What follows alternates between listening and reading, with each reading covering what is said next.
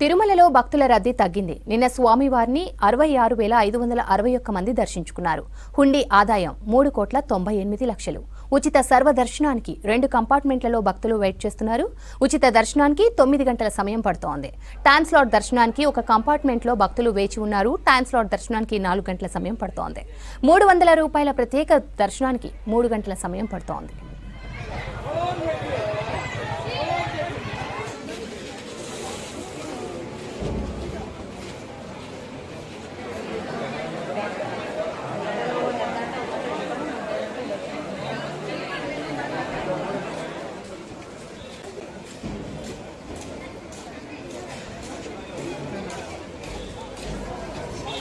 $11:30 12 గంటలకు దర్శనం పంపించేస్తాం.